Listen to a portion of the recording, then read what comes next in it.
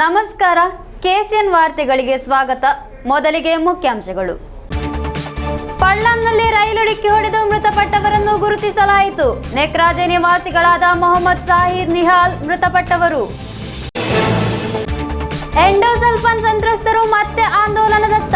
Kanhangad mini civil station ಎದುರು ಅನಿರ್ದಿಷ್ಟಾವಧಿ ಹೋರಾಟ ಆರಂಭ. ಮಂಗಲ್ಪಾಡಿ ತಾಲೂಕು ಆಸ್ಪತ್ರೆಯಲ್ಲಿ ರಾತ್ರಿ ಚಿಕಿತ್ಸೆ ಪುನರಾರಂಭ. ಶಾಸಕ ಎಕೆಎಂ ಅಶ್ರಫ್ ರವರ ಮಧ್ಯಸ್ಥಿಕೆಯಿಂದ ಈ ಕ್ರಮ. ಜಿಲ್ಲಾ ಕಾಂಗ್ರೆಸ್ ಸಮಿತಿಯ ನೇತೃತ್ವದಲ್ಲಿ ಮಹಾತ್ಮ ಗಾಂಧಿ ಹುತಾತ್ಮ ದಿನದ ಅಂಗವಾಗಿ ಸಂಸ್ಮರಣಾ ಸಭೆ. ಕೆಪಿಸಿಸಿ ಪ್ರಧಾನ ಕಾರ್ಯದರ್ಶಿ ಅಡ್ವೊಕೇಟ್ ಸೋನಿ ಸೆಬಾಸ್ಟಿನ್ ಅವರಿಂದ ಉದ್ಘಾಟನೆ. ಕಿಟಕಿಗಳ ಮೂಲಕ ದೊಣ್ಣೆ ಒಳಗೆ ಹಾಕಿ ನುರಿತ ಕಳ್ಳತನ. ತಟ್ಟುಕಡೆಯಿಂದ ಆರೋಗ್ಯಕರ ಆಹಾರ. ಕಳ್ಳತನದ ದಂಧೆಯಲ್ಲಿ ಹೊಸತನ್ನು ಸೃಷ್ಟಿಸಿದ ಕಳ್ಳ. ವಾರ್ತೆಗಳು ವಿವರವಾಗಿ. ಕಾಸರಗೋಡು ಪಳ್ಳಂನಲ್ಲಿ ರೈಲು ಡಿಕ್ಕಿ ಹೊಡೆದು ಮೃತಪಟ್ಟವರನ್ನು ಗುರುತಿಸಲಾಯಿತು. ನೆಲ್ಲಿಕಟ್ಟೆ ನೆಕ್ರಾಜೆ ನಿವಾಸಿಗಳಾದ ಮೊಹಮ್ಮದ್ ಸಾಹಿರ್ ನಿಹಾಲ್ ಮೃತಪಟ್ಟವರು. ಇಬ್ಬರು ಕಳ್ಳತನ ಪ್ರಕರಣಗಳಲ್ಲಿ ಆರೋಪಿಗಳು ಎಂದು ಪೊಲೀಸರು ತಿಳಿಸಿದ್ದಾರೆ. ಕಾಸರಗೋಡು ರೈಲು ನಿಲ್ದಾಣದ ಸಮೀಪ ಪಲ್ಲಂ ಎಂಬಲ್ಲಿ ಮಂಗಳವಾರ ಮುಂಜಾನೆ 5:30 ಸುಮಾರಿಗೆಯಾಗಿದೆ ಅಪಘಾತ. ಸ್ಥಳೀಯರು ವಿವರ ತಿಳಿಸಿದ ನಂತರ ಪೊಲೀಸರು ಆಗಮಿಸಿ ಪರಿಶೀಲನೆ ನಡೆಸಿ ಮೃತ ಯುವಕರನ್ನು ಗುರುತಿಸಿದರು. ನೆಲ್ಲಿಕಟ್ಟೆ ನೆಕ್ರಾಜೆ ನಿವಾಸಿಗಳಾದ ಮೊಹಮ್ಮದ್ ಸಾಹಿರ್ ಮತ್ತು ನಿಹಾಲ್ ಎಂಬವರು ಮೃತಪಟ್ಟವರು. ಇಬ್ಬರಿಗೂ 19 ವರ್ಷ. ಮೃತದೇಹದ ಸಮೀಪ 4 ಮೊಬೈಲ್ ಫೋನ್ಗಳನ್ನು ನೋಡಿದ ಹಿನ್ನೆಲೆಯಲ್ಲಿ ಅನುಮಾನಗೊಂಡು ನಡೆಸಿದ ತನಿಖೆಯಲ್ಲಿ ಇಬ್ಬರು ಮೃತಪಟ್ಟವರು ಕಳ್ಳತನ ಪ್ರಕರಣಗಳಲ್ಲಿ ಆರೋಪಿ ಎಂದು ಗುರುತಿಸಲಾಗಿದೆ. ಕಳ್ಳತನ ಮಾಡಿದ ಮೊಬೈಲ್ ಫೋನ್ಗಳು ರೈಲ್ವೆ ಹಳಿಯಲ್ಲಿತ್ತು. ಪರಿಶೀಲನೆ ನಡೆಸಿದ ವೇಳೆ ಆಕಸ್ಮಿಕವಾಗಿ ರೈಲು ಡಿಕ್ಕಿ ಹೊಡೆದಿರುವುದು ಪೊಲೀಸರ ಪ್ರಾಥಮಿಕ ತನಿಖೆಯಿಂದ ತಿಳಿದುಬಂದಿದೆ. ಹಳಿ ಮೇಲೆ ಇಬ್ಬರು ಇರುವುದನ್ನು ಕಂಡಿರುವುದಾಗಿ ಲೋಕೋ ಪೈಲಟ್ ಪೊಲೀಸರಿಗೆ ನೀಡಿದ ಹೇಳಿಕೆ. ഞങ്ങൾ അന്വേഷിച്ചാൽ ഒരാൾ റെയിൽവേ ട്രാക്കിലും മറ്റൊരാൾ റെയിൽവേ ട്രാക്കിന് പുറത്തുമായിട്ടാണ് കിടക്കുന്നത്. ഒരു 3-4 മൊബൈൽ ഫോൺ വരുവത്തുണ്ടായിരുന്നു. ഞങ്ങൾ സീൻ കാർഡ് ഇട്ടു, അന്വേഷണം FIR ഇട്ടു, അന്വേഷണം തുടങ്ങിയതിന് ശേഷം ഞങ്ങൾക്കൊരു സംശയം വന്നു. ഇത് ഇന്നാണ് ഒരു ഫോൺ കോൾ വന്നു ഇതിനകത്തേക്ക്. ആ ഫോൺ വെച്ച് ഞങ്ങൾ വിളിച്ചു. ഒരു മലപ്പുറത്തുള്ള ഒരു സ്ത്രീയായിരുന്നു. ആ സ്ത്രീനെ വെച്ചിട്ടാണ് ഒരാളെ ഞങ്ങൾ ഐഡൻറ്റിഫൈ ചെയ്തത്. അവൻ്റെ ഉമ്മാനെ വിളിച്ചു. ഉമ്മയും മകനും മാത്രമേ ഉള്ളൂ. അപ്പോൾ ഉമ്മ വന്നു. ഒരു 11 മണിയാകുമ്പോഴാണ് ഉമ്മ വന്നത്. 12 മണിയാകുമ്പോൾ ഞങ്ങൾ ഒരാളെ ഐഡൻറ്റിഫൈ ചെയ്തു. അവൻ്റെ പേര് സഹീർ എന്നാണ്. രണ്ടാമത്തത് നിഹാൽ എന്ന ഒരാളാണ്. നിഹാൽ രണ്ടുപേർക്കും ചെറിയ കളവ് കേസുകളൊക്കെ ഉണ്ട്. നമ്മുടെ സ്റ്റേഷനിലെ വിദ്യാർ സ്റ്റേഷനിലെ 2-3 കേസുകളിലെ പ്രതികളാണ് ഈ സഹീർ എന്ന് പറയുന്ന ആൾ. ബൈക്ക് മോഷണം, ചെറിയ മൊബൈൽ മോഷണമായിട്ട് ബസ്സിലെ കണ്ടക്ടറായിരുന്നു. എന്തായാലും ഞങ്ങൾ രണ്ടുപേരും ഇപ്പോൾ ഐഡൻറ്റിഫൈ ചെയ്തു. ലോക്കോ പൈലറ്റ് പറയുന്നു രണ്ടുപേരും ട്രാക്കിലിരിക്കുന്നതായിട്ടാണ് കണ്ടത്. ഒരാൾ ഇരിക്കുന്നു, ഒരാൾ കിടക്കുന്നു എന്നുള്ള രീതിയിലാണ് ലോക്കോ പൈലറ്റ് പറഞ്ഞത്. അപ്പോൾ ട്രെയിനിൽ ചാടിയതല്ല, ആരും പിടിച്ച് തള്ളിയതല്ല, അവിടെ ഇരുന്നതായിട്ടാണ് ലോക്കോ പൈലറ്റ് പറയുന്നത്. കണ്ടയാൾ പറയുന്നത്. ലോക്കോ പൈലറ്റിനെ നമ്മൾ ചോദിച്ചിട്ടുണ്ട്. അതിൽ ഞങ്ങൾക്ക് വലിയ സംശയങ്ങളൊന്നും ഇതുവരെ ഇല്ല. അന്വേഷണത്തിൽ പോസ്റ്റ്മോർട്ടത്തിൻ്റെ റിപ്പോർട്ട് വന്നതിന് ശേഷം അടുത്ത അന്വേഷണം. ಗೂಡ್ಸ್ ರೈಲಿಗೆ ಡಿಕ್ಕಿ ಹೊಡೆದಾಗಿದೆ. ಯುವಕರು ಮೃತಪಟ್ಟಿರುವುದು. ಮೃತದೇಹವನ್ನು ಕಾಸರಗೋಡು ಜನರಲ್ ಆಸ್ಪತ್ರೆಯಲ್ಲಿ ಮರಣೋತ್ತರ ಪರೀಕ್ಷೆಯ ನಂತರ ಸಂಬಂಧಿಕರಿಗೆ ಹಸ್ತಾಂತರಿಸಲಾಯಿತು. News bureau, Kasaragod. ಎಂಡೋಸಲ್ಫಾನ್ ಸಂತ್ರಸ್ತರು ಮತ್ತೆ ಆಂದೋಲನದತ್ತ. ಕಾಂಜಂಗಾಡ್ ಮಿನಿ ಸಿವಿಲ್ ಸ್ಟೇಷನ್ ಎದುರು ಅನಿರ್ದಿಷ್ಟಾವಧಿ ಹೋರಾಟ ಆರಂಭಿಸಿದರು. ಸಂತ್ರಸ್ತರ ಪಟ್ಟಿಯಿಂದ ಹೊರಗುಳಿದವರನ್ನು ಹಿಂಪಡೆಯಬೇಕೆಂದು ಆಗ್ರಹಿಸಿಯಾಗಿತ್ತು ಪ್ರತಿಭಟನೆ. ಎಂಡೋಸಲ್ಫಾನ್ ಪೀಡಿತ ಪಟ್ಟಿ ಉರುಳಿಸಲು ಸರ್ಕಾರ ಯತ್ನಿಸುತ್ತಿದೆ ಎಂಬುದು ಸಂತ್ರಸ್ತರ ಆರೋಪ. 2011 ನಂತರ ಜನಿಸಿದ ಸಂತ್ರಸ್ತರನ್ನು ಪಟ್ಟಿಯಲ್ಲಿ ಸೇರಿಸಲು ಆಗುವುದಿಲ್ಲ ಎಂದು ಹೊಸ ಆದೇಶ ಹೇಳುತ್ತದೆ. ಈ ಹಿನ್ನೆಲೆಯಲ್ಲಿ ಸಾವಿರಾರು ಸಂತ್ರಸ್ತರನ್ನು ಪಟ್ಟಿಯಿಂದ ಹೊರಗಿಡಲಾಗಿದೆ. ಎಂಡೋಸಲ್ಫಾನ್ ಯೋಜನೆಯನ್ನು ನಿಲ್ಲಿಸುವ ಪ್ರಯತ್ನಗಳು ನಡೆಯುತ್ತಿವೆ ಎಂದು ಸಂತ್ರಸ್ತರು ಆರೋಪಿಸಿದ್ದಾರೆ. ಪಟ್ಟಿಯಲ್ಲಿರುವವರಿಗೆ ಉಚಿತ ಔಷಧಗಳ ವಿತರಣೆಯನ್ನು ಮುಂದುವರಿಸಬೇಕು, ಬಾಕಿ ಇರುವ ಪಿಂಚಣಿ ವಿತರಿಸಬೇಕು, ಎಂಡೋಸಲ್ಫಾನ್ ಸಂತ್ರಸ್ತರಿಗೆ ವಿಶೇಷ ವೈದ್ಯಕೀಯ ಶಿಬಿರಗಳನ್ನು ಆಯೋಜಿಸಬೇಕು, ಆಸ್ಪತ್ರೆಗಳಿಗೆ ಸಾರಿಗೆ ಸೌಲಭ್ಯವನ್ನು ಮರುಸ್ಥಾಪಿಸುವುದು, ಜಿಲ್ಲಾಧಿಕಾರಿ ನೇತೃತ್ವದಲ್ಲಿ ಸೆಲ್ ಸಭೆಗಳನ್ನು ನಡೆಸಬೇಕು, ಮುಖ್ಯಮಂತ್ರಿಗಳು ನೀಡಿದ ಭರವಸೆಗಳನ್ನು ಈಡೇರಿಸಬೇಕೆಂಬ ಬೇಡಿಕೆಗಳನ್ನು ಮುಂದಿಟ್ಟುಕೊಂಡು ಕಾಂಜಂಗಾಡ್ ಮಿನಿ ಸಿವಿಲ್ ಸ್ಟೇಷನ್ ಎದುರು ಅನಿರ್ದಿಷ್ಟಾವಧಿ ಹೋರಾಟ ಆರಂಭಿಸಿರುವುದು. എൻഡോസൾഫാൻ ദുരിതബാധിതർ വീണ്ടും പ്രക്ഷോഭവുമായി മുന്നോട്ട് തന്നെ പോവുകയാണ്. പ്രധാനപ്പെട്ട ആവശ്യങ്ങളെന്ന് പറയുന്നത് 2017 കണ്ടെത്തിയ കണ്ടെത്തി ലിസ്റ്റിൽ നിന്നും ഒഴിവാക്കപ്പെട്ട 1031 പേരെ തിരിച്ചെടുക്കുക, സെല്യോഗം ചേരുക, വിവാദമായ സർക്കാർ ഉത്തരവ് പിൻവലിക്കുക, മരുന്നും ചികിത്സയും അനുവദിക്കുക. ഈ മുഖ്യ കാരണങ്ങൾ ഉന്നയിച്ചുകൊണ്ടാണ് ഇപ്പോൾ സമരം നടത്താൻ പോകുന്നത്. നാളിതുവരെ നടത്തിയ പോരാട്ടങ്ങളോട് സർക്കാർ കാണിച്ച അലംഭാവമൊന്നും ഈ സമരത്തിലേക്ക് കാണിക്കരുത് എന്നാവശ്യപ്പെട്ടുകൊണ്ടാണ് ഈ ആവശ്യങ്ങൾ നേടും വരെ എൻഡോസൾഫാൻ ദുരിതബാധിതർ സമരവുമായി മുന്നോട്ട് പോകുക തന്നെ ചെയ്യും. ಹೋರಾಟವನ್ನು ಪ್ರೊಫೆಸರ್ ವೀರನ್ಕುಟ್ಟಿ ಉದ್ಘಾಟಿಸಿದರು. ಜನಪ್ರತಿನಿಧಿಗಳು ಸೇರಿದಂತೆ ವಿವಿಧ ರಾಜಕೀಯ, ಸಾಮಾಜಿಕ, ಸಾಂಸ್ಕೃತಿಕ ನಾಯಕರು ಹೋರಾಟಕ್ಕೆ ಬೆಂಬಲ ನೀಡಿ ಮುಂದೆ ಬಂದಿದ್ದಾರೆ. News bureau, Kasaragod. ಮಂಗಲ್ಪಾಡಿ ತಾಲೂಕು ಆಸ್ಪತ್ರೆಯಲ್ಲಿ ರಾತ್ರಿ ಚಿಕಿತ್ಸೆ ಪುನರಾರಂಭಿಸಲಾಯಿತು. ವಿಧಾನಸಭೆಯಲ್ಲಿ ಶಾಸಕ ಎಕೆಎಂ ಅಶ್ರಫ್ ಅವರ ಮಧ್ಯಸ್ಥಿಕೆಯಿಂದ ಈ ಕ್ರಮ. ಮಂಗಲ್ಪಾಡಿ ತಾಲೂಕು ಹೆಡ್ ಕ್ವಾರ್ಟರ್ಸ್ ಆಸ್ಪತ್ರೆಯಲ್ಲಿ ಸ್ಥಗಿತಗೊಂಡಿರುವ ರಾತ್ರಿಕಾಲ ಐಪಿ ಹಾಗೂ ತುರ್ತು ಚಿಕಿತ್ಸೆ ಪುನರಾರಂಭಿಸಲಾಯಿತು. ಆರೋಗ್ಯ ಸಚಿವೆ ವೀಣಾ ಜಾರ್ಜ್ ಈ ಬಗ್ಗೆ ವಿಧಾನಸಭೆಯಲ್ಲಿ ಶಾಸಕ ಎಕೆಎಂ ಅಶ್ರಫ್ ರವರಿಗೆ ಮಾಹಿತಿ ನೀಡಿದ್ದರು. 15ನೇ ಕೇರಳ ವಿಧಾನಸಭೆಯ 10ನೇ ಸಮ್ಮೇಳನದಲ್ಲಿ ಪ್ರಶ್ನೋತ್ತರ ವೇಳೆಯಲ್ಲಿ ಸಚಿವರು ಈ ಕುರಿತು ಮಾಹಿತಿ ನೀಡಿದ್ದರು. തീർച്ചയായും മഞ്ചേശ്വരത്ത് ആരോഗ്യ മേഖലയിൽ എല്ലാ മേഖലയിലും വളരെയേറെ ഡെവലപ്മെന്റ്സിന് വേണ്ടി അടിസ്ഥാന സൗകര്യങ്ങൾ ഒരുക്കി അതികഠിനമായ പ്രയത്നം MLA എന്ന നിലയ്ക്ക് നടത്തുന്ന സന്ദർഭത്തിലാണ് ഇവർ വലിയ 4 മാസത്തോളം രാത്രികാല ചികിത്സ നിർത്തലാക്കിയ ഒരു അവസ്ഥ ഉണ്ടായത്. ഇന്ന് സഭ സമ്മേളനിക്കുന്ന ആദ്യ ദിവസം തന്നെ ചോദ്യോത്തര വേളയിൽ ചോദ്യം ഉന്നയിച്ചു. ഓൾറെഡി DDCക്ക് തന്നെ കളക്ടറേറ്റിൽ DMOയുമായി സംസാരിച്ചതാണ്. വളരെ പോസിറ്റീവായി നമുക്ക് ഇന്ന് തന്നെ രാത്രികാല ചികിത്സ പുനരാരംഭിക്കുമെന്നുള്ള ഒരു സന്തോഷകരമായ ഒരു ഉറപ്പാണ് മന്ത്രിയുടെ ഭാഗത്തു നിന്ന് ലഭിച്ചിട്ടുള്ളത്. ഇനി ഒരിക്കലും അത് നിർത്തുന്ന ഒരവസ്ഥയിലേക്ക് പോകാത്ത രീതിയിൽ നമുക്കൊരു ടീമായി പ്രയത്നിക്കേണ്ടതുണ്ട്. മറ്റുള്ള മേഖലകളിൽ കൂടി, മഞ്ചേശ്വരത്തും കുമ്പള അടക്കമുള്ള മേഖലകളിൽ കൂടി ആരോഗ്യ മേഖലയിൽ നമ്മൾ അനുഭവിച്ച ദുരിതവും ദുരന്തവും അവസാനിപ്പിക്കുന്ന രീതിയിൽ ഇടപെടൽ തുടരേണ്ട ഒരാവശ്യകത ഇപ്പോഴും നമ്മുടെ മുമ്പിലുണ്ട്. ಯಾವುದೇ ಮುನ್ಸೂಚನೆ ನೀಡದೆ 4 ತಿಂಗಳ ಹಿಂದೆ ಮಂಗಲ್ಪಾಡಿ ತಾಲೂಕು ಹೆಡ್ ಕ್ವಾರ್ಟರ್ಸ್ ಆಸ್ಪತ್ರೆಯಲ್ಲಿ ರಾತ್ರಿಕಾಲ ಚಿಕಿತ್ಸೆ ಸ್ಥಗಿತಗೊಳಿಸಲಾಗಿತ್ತು. ಇದು ದೊಡ್ಡ ಸಮಸ್ಯೆಗೆ ಹಾದಿ ಸೃಷ್ಟಿಸಿತ್ತು. ಸಾಕಷ್ಟು ವೈದ್ಯರಿಲ್ಲದ ಕಾರಣ ಐಪಿ ಮತ್ತು ತುರ್ತು ಚಿಕಿತ್ಸಾ ವಿಭಾಗವನ್ನು ಸ್ಥಗಿತಗೊಳಿಸಲಾಗಿರುವುದು. ಈ ಕುರಿತು ಶಾಸಕರು ಈ ಹಿಂದೆಯೇ ಆರೋಗ್ಯ ಸಚಿವರು ಹಾಗೂ ಆರೋಗ್ಯ ಇಲಾಖೆ ನಿರ್ದೇಶಕರಿಗೆ ಪತ್ರ ಕಳುಹಿಸಿದ್ದರು. ತಾಲೂಕು ಆಸ್ಪತ್ರೆಯಲ್ಲಿ 8 ವೈದ್ಯರ ಹುದ್ದೆಗಳಿವೆ. ಎಲ್ಲ ಖಾಲಿ ಹುದ್ದೆಗಳನ್ನು ಭರ್ತಿ ಮಾಡಲಾಗಿದೆ ಎಂದು ಆರೋಗ್ಯ ಸಚಿವರು ಮಾಹಿತಿ ನೀಡಿದರು. ಶಾಸಕ ಎಕೆಎಂ ಅಶ್ರಫ್ ರವರ ಮಧ್ಯಸ್ಥಿಕೆಯಿಂದ ಈಗ ಇಲ್ಲಿ ರಾತ್ರಿಕಾಲ ಚಿಕಿತ್ಸೆ ಪುನರಾರಂಭಗೊಂಡಿದೆ. Dhanraj, news bureau, Uppala. ಜಿಲ್ಲಾ ಕಾಂಗ್ರೆಸ್ ಸಮಿತಿಯ ನೇತೃತ್ವದಲ್ಲಿ ಮಹಾತ್ಮ ಗಾಂಧಿ ಹುತಾತ್ಮ ದಿನದ ಅಂಗವಾಗಿ ಸಂಸ್ಮರಣಾ ಸಭೆ ನಡೆಸಲಾಯಿತು. ಕೆಪಿಸಿಸಿ ಪ್ರಧಾನ ಕಾರ್ಯದರ್ಶಿ ಅಡ್ವೊಕೇಟ್ ಸೋನಿ ಸೆಬಾಸ್ಟಿಯನ್ ಉದ್ಘಾಟಿಸಿದರು. ಜಿಲ್ಲಾ ಕಾಂಗ್ರೆಸ್ ಸಮಿತಿಯ ನೇತೃತ್ವದಲ್ಲಿ ಮಹಾತ್ಮ ಗಾಂಧಿ ಹುತಾತ್ಮ ದಿನದ ಅಂಗವಾಗಿ ಸಂಸ್ಮರಣಾ ಸಭೆ ನಡೆಸಲಾಯಿತು. ಕೆಪಿಸಿಸಿ ಪ್ರಧಾನ ಕಾರ್ಯದರ್ಶಿ ಅಡ್ವೊಕೇಟ್ ಸೋನಿ ಸೆಬಾಸ್ಟಿಯನ್ ಉದ್ಘಾಟಿಸಿದರು.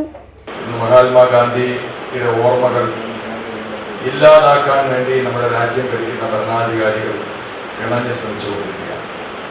പണ്ട് ഞാൻ കഴിഞ്ഞ 2 ആഴ്ച മുമ്പ് ഡൽഹിയിൽ പോയപ്പോൾ മഹാത്മാഗാന്ധി താമസിച്ചിരുന്ന തീൻമൂർത്തി പണ്ഡിറ്റ് ജവഹർലാൽ നെഹ്റു താമസിച്ചിരുന്ന തീൻമൂർത്തി ഭവൻ്റെ മുമ്പിലൂടെ പോയി.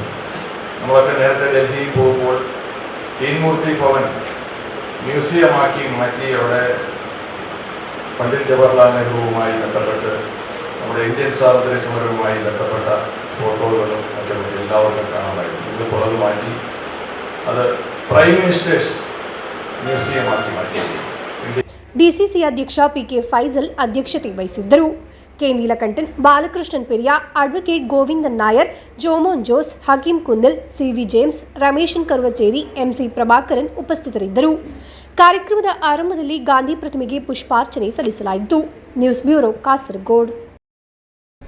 ಕಿಟಕಿಗಳ ಮೂಲಕ ದೊಣ್ಣೆ ಒಳಗೆ ಹಾಕಿ ನುರಿತ ಕಳ್ಳತನ, ನಂತರ ತಟ್ಟು ಕಡೆಯಿಂದ ಆರೋಗ್ಯಕರ ಆಹಾರ. ಕಳ್ಳತನದ ದಂಧೆಯಲ್ಲಿ ಹೊಸತನ್ನು ಸೃಷ್ಟಿಸಿದ ಈ ಕಳ್ಳನನ್ನು ಬಂಧಿಸಲು ಪೊಲೀಸರು ಸಿಸಿಟಿವಿ ದೃಶ್ಯಾವಳಿಗಳನ್ನು ಹೊರಬಿಟ್ಟಿದ್ದಾರೆ. ಆರೋಪಿಯ ಬಗ್ಗೆ ಸುಳಿವು ಸಿಗದ ಹಿನ್ನೆಲೆಯಲ್ಲಿ ಬೇಕಲ ಪೊಲೀಸರು ಸಿಸಿಟಿವಿ ದೃಶ್ಯಾವಳಿ ಹಾಗೂ ಫೋಟೋ ಹೊರಬಿಟ್ಟಿರುವುದು.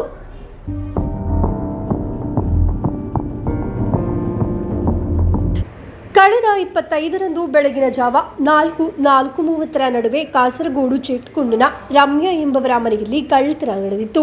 ಮನೆಯ ಮಲಗುವ ಕೋಣೆಯಲ್ಲಿದ್ದ ಸ್ಟಡಿ ಟೇಬಲ್ ಮೇಲಿಟ್ಟಿದ್ದ ಹ್ಯಾಂಡ್ ಬ್ಯಾಗ್ನಲ್ಲಿದ್ದ 1,81,500 ರೂಪಾಯಿ ಮೌಲ್ಯದ 4 ಕಾಲು ಪವನ್ ಚಿನ್ನದ ಸರ, ಕಾಲು ಪವನ್ ತೂಕದ ಚಿನ್ನದ ಉಂಗುರ, 1,500 ರೂಪಾಯಿ ನಷ್ಟವಾಗಿರುವುದು.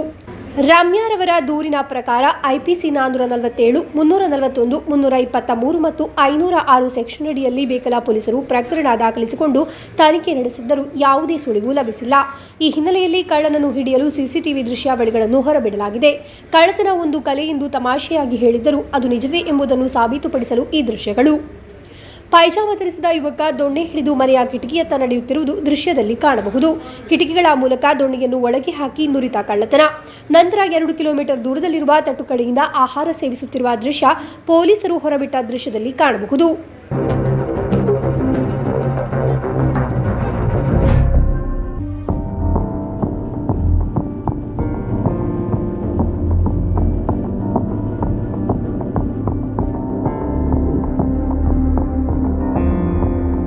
ಪೈಜಾಮ ಧರಿಸಿದ್ದ ಯುವಕ ಕಳ್ಳತನದ ಬಳಿಕ ಪೇಟೆ ಧರಿಸಿ ಅಂಗಡಿಗೆ ಬಂದಿದ್ದ.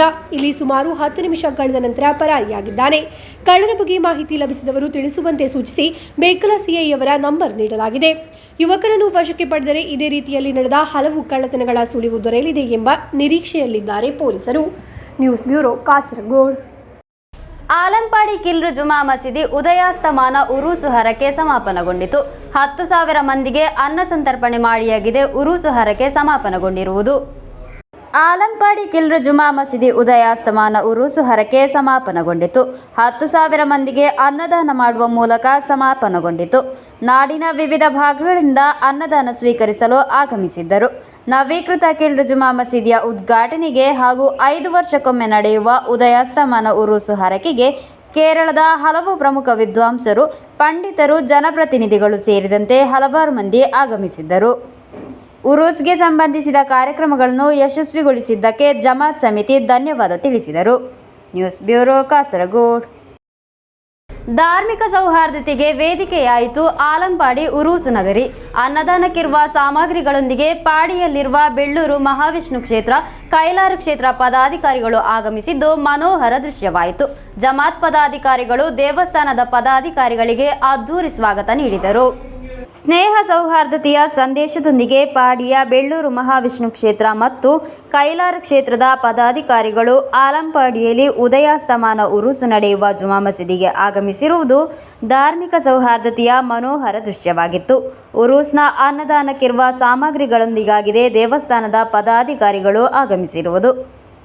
ಪಾಡಿ ಹರಿಹರ ಸೇವಾ ಸಮಿತಿ ಅಧ್ಯಕ್ಷ ಹಾಗೂ ಮಾಯಿಪಾಡಿ ರಾಜಮನೆತನದ ಸದಸ್ಯ, ಪಾಡಿ ಅರಮನೆಯ ಎನ್.ಜೆ. ಹರಿಪ್ರಸಾದ್, ಕಾರ್ಯದರ್ಶಿ CK. Venugopalan Nair, VM. Raveendran, K. Kunhikrishnan Nair, KP. Narayanan Nair, TK. Sadasivan, PK. Raveendran ಮುಂತಾದವರ ನೇತೃತ್ವದಲ್ಲಾಗಿದೆ ಅನ್ನದಾನಕ್ಕಿರುವ ಸಾಮಗ್ರಿಗಳೊಂದಿಗೆ ಆಗಮಿಸಿರುವುದು.